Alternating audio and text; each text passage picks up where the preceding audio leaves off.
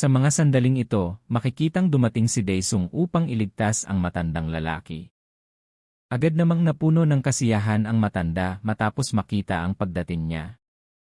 Samantala, si Daesung, na ngayon ay nakatutok ang espada patungo sa Titan, ay biglang ginamit ang kanyang kakayahan na Breath of the Flame King. Kasunod nito, agad niyang tinamaan ang mukha ng Titan. Habang nangyayari ito, sinamantala na ni Daesung ang pagkakataon at kinuha ang matanda. Bago tuluyang umalis, nag-dirty finger pa siya patungo sa Titan at sinabing natuwa siya sa kanilang pagkikita, ngunit ngayon ay mauuna na siyang umalis. Kasunod nito, mabilis siyang pumasok sa portal, at matapos niyang gawin iyon, tuluyan nang nawala ang portal na kanilang pinasukan. Makalipas ang ilang sandali, makikitang nakalabas na sina Daesung kasama ang matanda, at sa sandaling ito, hawak na ni Daesung ang item na ginagamit nila para makapagbukas ng portal. Naisip niya na sa kanyang lakas ngayon, tila hindi pa niya kayang makipagsabayan sa Titan. Samantala, sa headquarters ng Korean Hunters Association, makikitang dumating ang isang sports car. Nang parahin ito ng mga gwardya para sa inspeksyon, agad naman itong huminto. Sa puntong ito, hiningi ng gwardya ang A ng driver, ngunit nang sinilip niya ang driver, nagulat siya at hindi makapaniwala sa kanyang nakita. Sa isa namang silid na tinatawag na interrogation room, naroroon ang enforcement officer na nagtangkang humuli kay Daesung, at sa sandaling ito, nakaposas siya ng mga bagay na pumipigil sa kanya na magamit ang kanyang aura. Sa harap niya, makikita si Jin Ki-hong na kasalukuyang inire-record ang lahat ng kanyang sinasabi.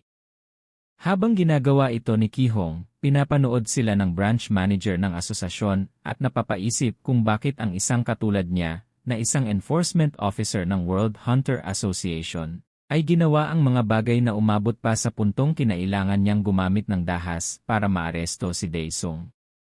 Habang nasa kalagitnaan ng kanyang pag-iisip, dumating ang isang babae sa silid at natatarantang tinawag ang branch manager, sinabing mayroon siyang isang urgent na balita.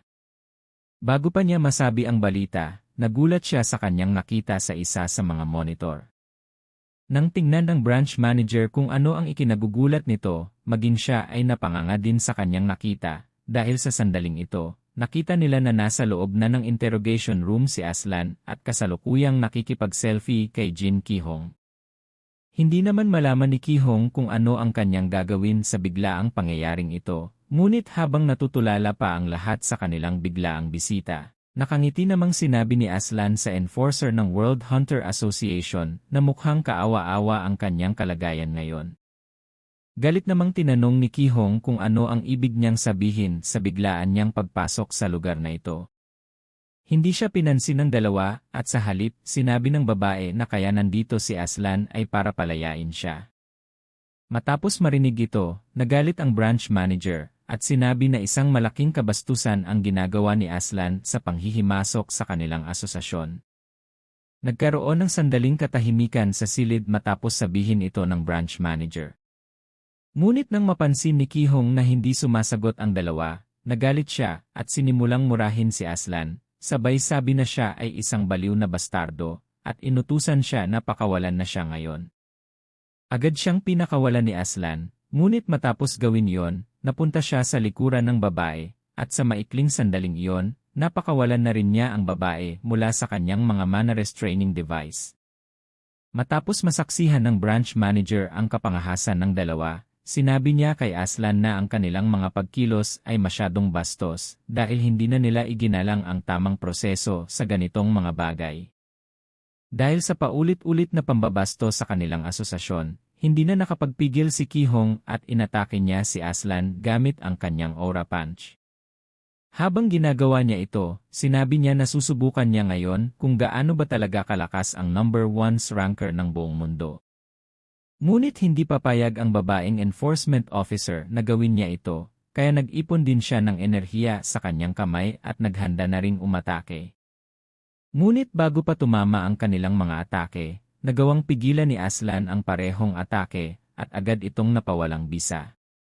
Matapos gawin ni Aslan ito, sinabihan niya ang dalawa na kumalma. Sa kabilang banda, si Ki-hong, na ngayon ay gulat na gulat pa rin, ay hindi makapaniwala na ang kanyang aura power ay biglang nawala dahil lamang sa ginawa ni Aslan.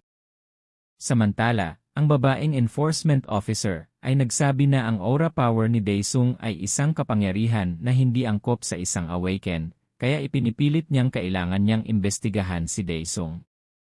Galit namang sinabi ni Ki-hong na huwag niya silang lokohin dahil tanging si Daesung lamang ang lumabas at nagboluntaryo na iligtas ang karamihan sa mga bansa sa Asya noong panahon ng paglabas ng mga Srank Gate, habang sila naman ay abalang nagtatago. Matapos sabihin ito, sinabi ni Aslan na base sa kanyang sinabi, talagang nagpakita ng mahusay na trabaho si Daesung, kaya kung ganoon pala ang sitwasyon, iminungkahi niya na tungkol sa napakalakas na kapangyarihan ni Daesung. Ang Korean Hunter Association na mismo ang mag-verify at magpatunay ng pinagmulan nito. Agad namang tumutol si Ki-hong at sinabi na hindi sila papayag dahil hindi mareresolba ng ganoon lamang ang problema. Ngunit bago pa siya matapos sa kanyang mga sasabihin, pumayag na sa mungkahi ni Aslan ang branch manager. Sinabi pa niya na pag-uusapan nila ang issue na ito kasama ang iba pang miyembro ng asosasyon at magbibigay sila ng ulat tungkol dito sa World Hunter Association. Matapos marinig ni Aslan ang sinabi ng branch manager, nagsimula na siyang lumabas ng silid at sinabi na kung ganoon ang kanilang pasya, isasama na niya ang kanyang mga tauhan at ang squad ng enforcement officer. Wala nang nagawa ang branch manager at ang kanyang mga tauhan, kundi ang pagmasdan na ilabas ni Aslan ang kanilang mga nahuli na nagtangkang manggulo sa kanilang bansa. Makalipas ang ilang sandali, tinanong ni Ki-hong ang branch manager kung bakit ganoon na lamang niya kadaling pinakawalan ang grupong iyon. Tinanong naman ng branch manager kung may magagawa ba siya para pigilan ang mga iyon na makaalis.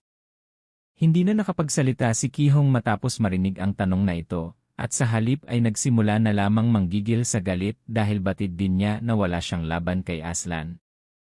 Dahil sa reaksyon niyang ito, sinabi ng branch manager na bagamat nakakainis nga ang sitwasyon nila ngayon, wala naman silang magagawa tungkol dito.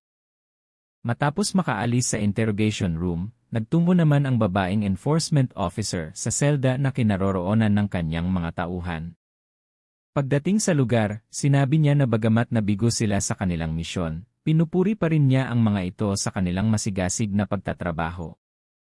Kasunod nito, inutusan niya sila na bumalik na sa kanilang base at mag-standby doon para sa susunod nilang operasyon.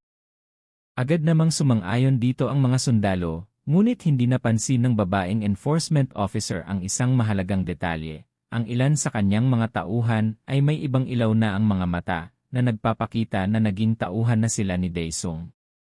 Samantala, si Daesung ay kasalukuyang tumatanggap ng mga notification na nagsasabing dahil sa pagkaubos ng kanyang mana sa nangyaring laban kanina, kinakailangan niyang magpahinga. Matapos itong lumabas ng ilang ulit, naiinis na si Daesung dahil sandali lamang siyang nakipaglaban sa Titan, ngunit naubos na kaagad ang kanyang mana. Sa kanyang likuran, makikitang emosyonal ang matandang lalaki at si Yongshil sa kanilang muling pagkikita. Hindi nila inaasahan ang matinding panganib na nangyari, ngunit patuloy silang nagpapasalamat na naligtas ang matanda. Lumapit ang pinuno ng mga hunter sa Japan at tinanong si Daesung kung ano talaga ang gate na yon. Sinabi naman ni Daesung na ang ginagamit nilang teleport gate cube noon ay nag-malfunction. Nagtataka ang hunter kung ano ang ibig niyang sabihin dito, ngunit kalaunan ay sinabi ni Daesung na dahil sa pag-malfunction nito, nakonekta ang teleport gate cube na yon direkta sa main base ng Hans. Matapos marinig ito, nagulat ang hunter at tinanong si Daesung kung hindi ba ito isang napakalaking issue. Sinabi naman ni Daesung na dahil nabawi na niya ang cube, hindi muna pansamantalang makakagawa ng mga pag-atake ang mga halimaw. Habang iniisip pa niya ito, bigla namang lumapit sa kanya ang matanda at si Yongshil at magalang na nagpasalamat sa pagliligtas niya sa matandang lalaki. Tinatanong nila kung paano nila mababayaran ang napakalaking pabor na ginawa ni Daesung. Hindi naman komportable si Daesung sa kanilang mga ginagawa, kaya sinabi na lang niya na okay lang iyon at huwag na nilang isipin, dahil nakakuha rin naman siya ng ilang benepisyo sa pagliligtas sa kanya. Matapos marinig ito, nahihiyang sinabi ni Yongshil na mayroon siyang gustong sabihin kay Daesung. Nagtataka namang tinanong ni Daesung kung ano yon, kaya muling yumuko si Yongshil at nakiusap na umattend si Daesung sa gaganaping fan meeting ng kanyang fan club.